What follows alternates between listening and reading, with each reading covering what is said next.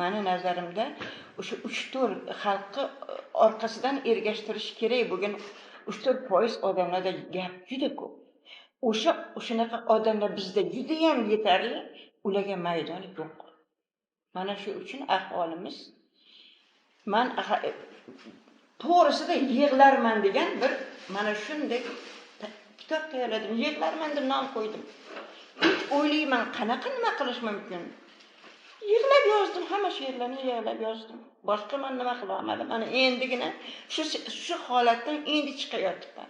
Men hech qachon o'zim uchun yig'lagan emasman. Hech qachon. Men shu o'zimni har qanaqa sharoitda nima qila olganman, himoya qila olganman, nima qilganman, o'zimni himoya qilishga kuchim yetgan, lekin xalqqa himoya qilishga otlanganlarning safida bo'ldim-u, bizning kuchimiz shunga yetmadi.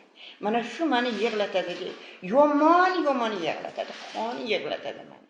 Ellarga sochildi elatim, qashshoqlik, johillik illatim, o'zliging qolgaymi millatim, yig'layman.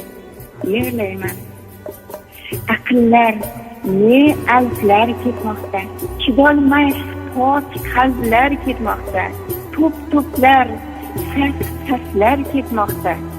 Yig'layman.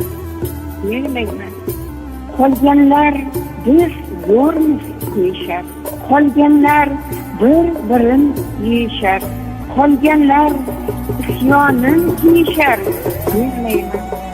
Yig'layman. Bu millat buncha qad yetkana, bu illat qayoqdan ketgana, ko'z yosh ham hisob bo'lmas ekana. Yig'layman.